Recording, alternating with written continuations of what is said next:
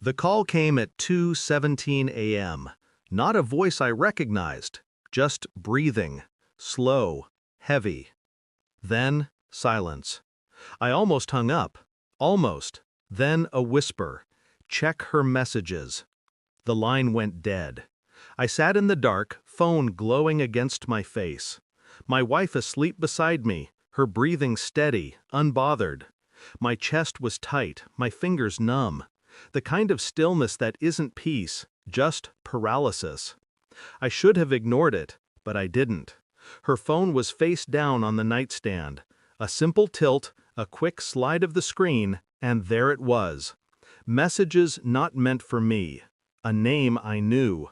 A pattern of time-stamped lies. Affection typed in hurried secrecy. My pulse slowed instead of quickened.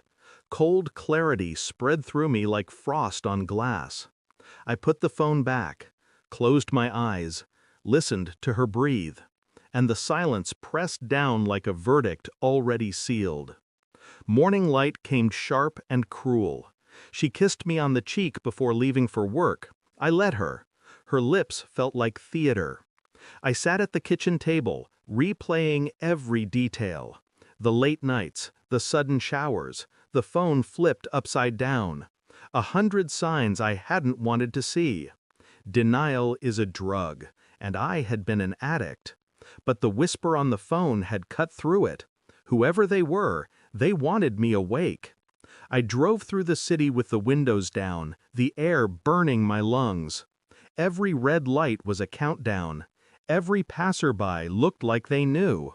I thought about her smile, how many times it had been borrowed, repurposed, rehearsed for someone else. The betrayal wasn't just physical, it was the intimacy of it, the quiet theft of my trust, my life.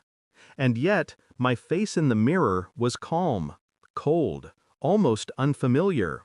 I started small, quiet, phone records, strange numbers saved under harmless names.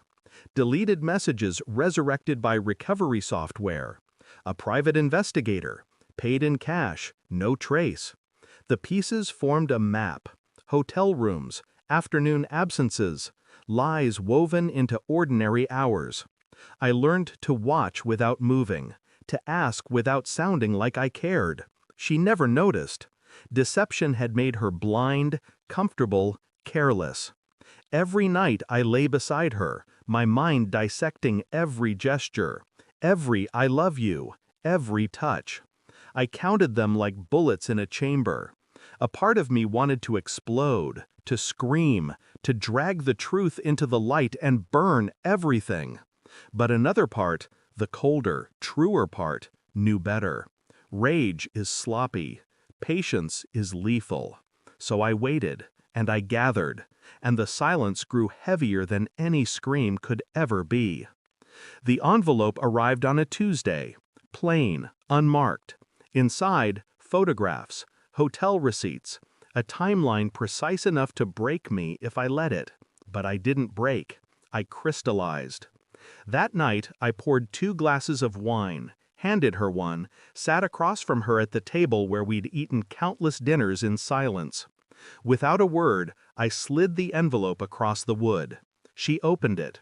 Her face changed in slow motion. Shock, panic, then something like pleading. I can explain. I raised a hand, just one.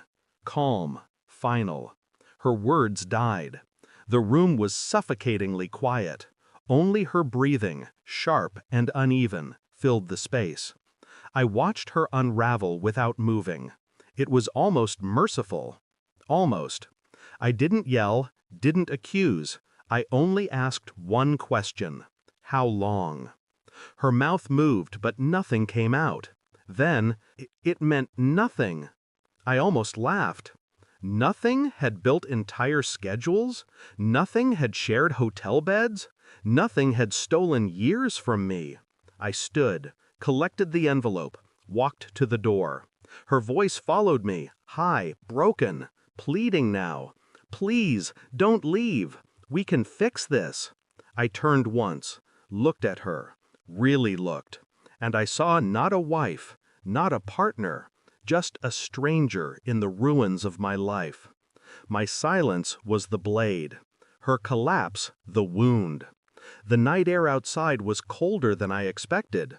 I walked without direction, without urgency. My chest felt hollow, but not heavy. Empty spaces are easier to carry. I realized then that betrayal doesn't destroy you. It carves you open, leaves you raw, exposed, and in that rawness, you see truth. I hadn't lost her. She was never really mine. What I lost was the illusion, and illusions are better buried. I lit a cigarette, though I hadn't smoked in years. The first drag burned, but it felt honest. Behind me, a house full of lies. Ahead, nothing.